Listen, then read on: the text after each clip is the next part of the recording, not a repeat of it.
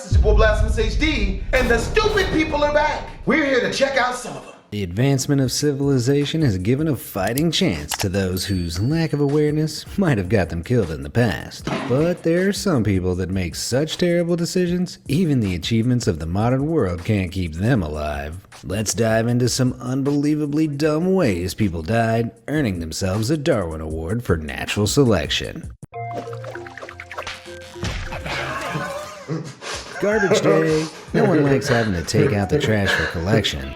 Garbage day! But we don't usually expect to find ourselves carried off alongside our garbage. But for Diego Mata, a combination of heavy drinking and dumpster diving led to exactly that one fateful evening in March 2019. What was you looking for? CCTV footage taken on the night in Rosemont, Illinois' entertainment district captured the 31-year-old drunkenly climbing into a dumpster around 4 a.m. An hour later, the garbage truck arrived, tipping the contents of the dumpster, including Mata, into its powerful mechanical jaws. Wow. Mata's body was later recovered from a sanitation facility where he was found to have been crushed to death. Nigga. What a rubbish way to go. That was a dumb death. But you know what's not dumb? Playing Raid Shadow Legends, I'll our second sponsor that. for this I'll go video. that. It's a finalist for Google Play's Best of 2019 User's Choice Award for a reason.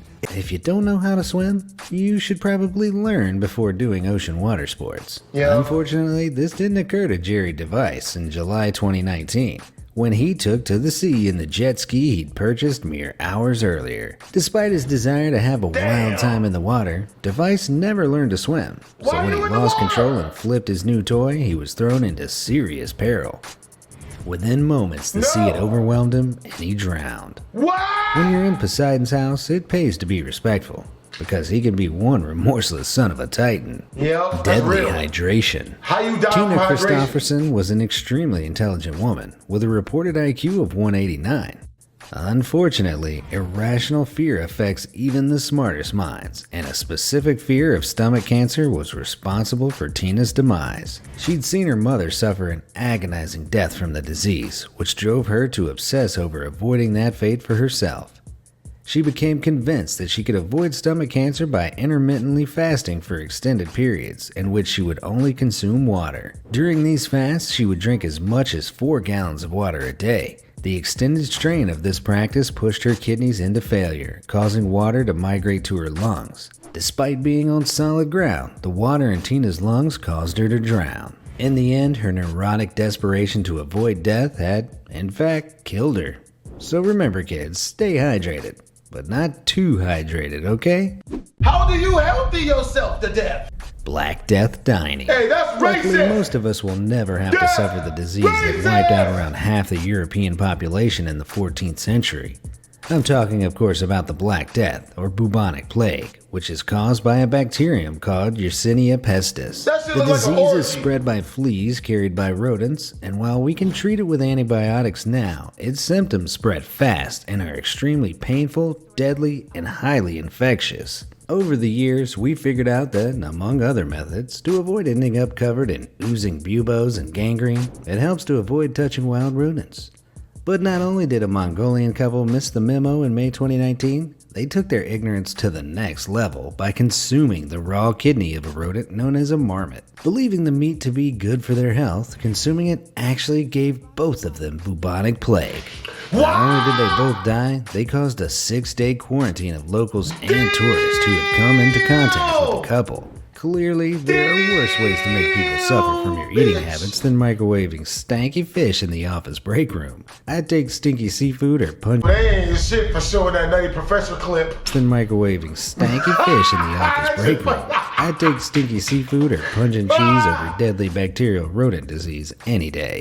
Pain in the neck. On a cold night in September 1927, famous French-American dancer Isadora Duncan was preparing for an evening out in a friend's sports car. On their parting, another friend implored Isadora to put a warm cape over her shoulders, as the open-top car would run a substantial breeze during This the bitch wore a drive. cape? Isadora decided that some stylish neckwear would be sufficient, so she wrapped a long flowing silk scarf around her neck. Why she built like Aunt Jemima off of the syrup bottle? and was ready to go. The driver began to drive off while Isadora said what would indeed be her final goodbyes. But to the horror of her onlooking friends, the scarf was whipped up in the wind and drifted over the edge of the car. It had soon wrapped itself around the open spokes of the vehicle's wheels and was rapidly pulling Isadora onto a shorter and shorter leash. She was yanked out of the vehicle, into the road, and into the car. The wheel ran over her neck, breaking it instantly, and she was left wedged in between the wheel and mudguard. A gruesome end and a timeless example of the dangers of putting fashion first. Damn, The bad boys burning. Who got to keep her car? Does that go to the family? I think she would have wanted me to have it, honestly. That's what she would have wanted. I talked to her. Bad.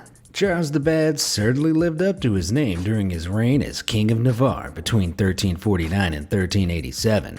He was a big fan of cruelty, deception, and murder, either carried out by his own hands or those of assassins. Oh boy, here I go killing again. I say this every time before I play Overwatch. Oh boy, here I go killing again.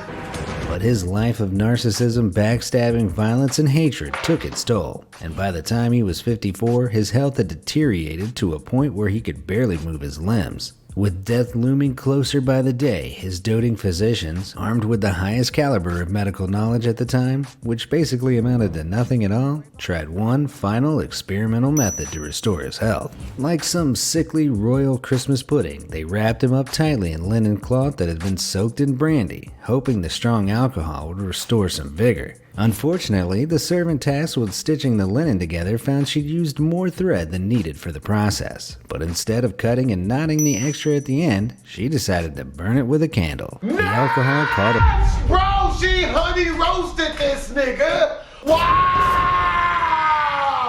light, and the king went up in flames, burning to death shortly after. Whether the servant was a bumbling idiot or trained assassin, Charles made a fatal mistake in going along with such unusual and hazardous practices.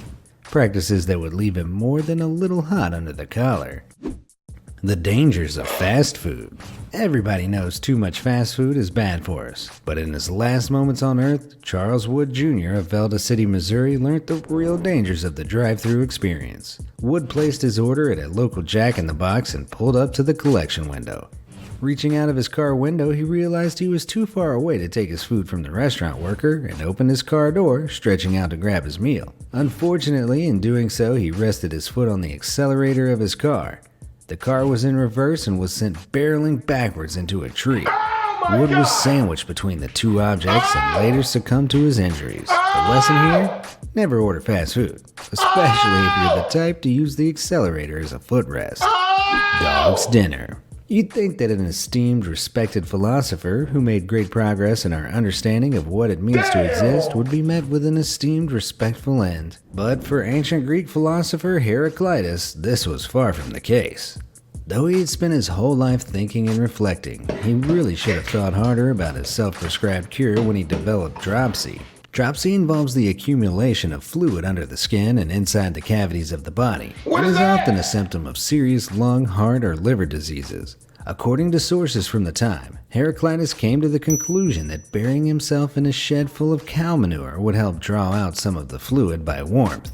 Unfortunately, Heraclitus was unable to get himself free after hours spent in the dung heap, and in his trapped state was unable to defend himself when a pack of dogs came sniffing around. They devoured him alive, despite the notably pungent aftertaste. What? It's a bit nutty. Oh God! Pillow armor. We've all made up some pretty ridiculous excuses to get out of things. Where are there dogs that eat poop? Or humans? But one Turkish man in July 2019 went way beyond the regular, "Sorry boss, I'm sick, totally not hungover or anything." After being sentenced to community service for wounding someone in a fight, Zafar Kazoo decided that he just didn't feel like doing it. So he and his friends hatched an, brilliant plan. By strapping 2 pillows to his back for protection and getting his friends to shoot him with a shotgun, Zafar hoped he'd be just injured enough to get out of community service. What? It worked. He certainly never had to do community service again, because he died almost instantly. On top of that, his friend was injured from the blast too, and was also charged with his friend's murder. Yep, humans can really be that dumb. Holding it in. When you gotta go, you gotta go. It's the opening line of every religious text ever written. Take my word for it.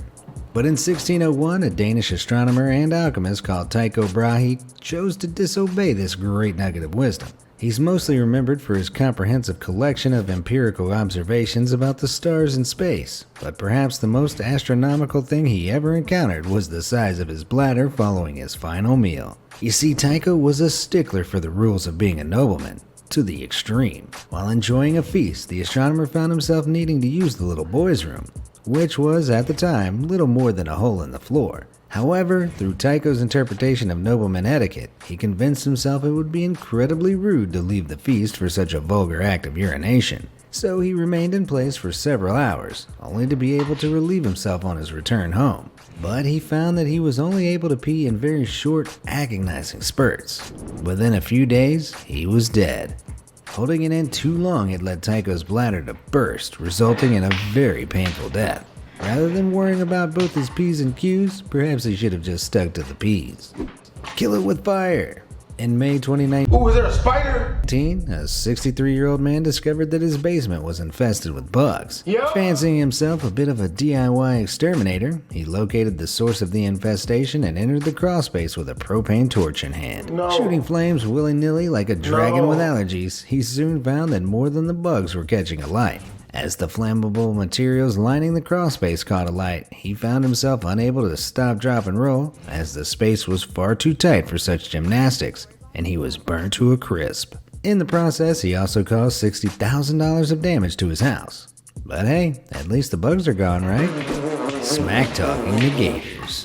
While it's true that some people can't help being stupid, other people are willingly stupid with an infuriating dash of arrogance thrown in. After a 10-foot alligator had been spotted in a Texas marina, staff put up a warning sign. This was not enough to scare off one local man on a night in July 2015, and neither were the repeated verbal warnings issued by a marina employee. The employee looked on in horror as the man responded with, "F the alligators," and jumped straight into the marina. Almost immediately, he screamed out for help, but it was too late. Within minutes, the man was floating, motionless, face down on the surface, dead. Yep, ain't nobody jumping in. I'm not helping. Clearly, alligators take profanity very seriously.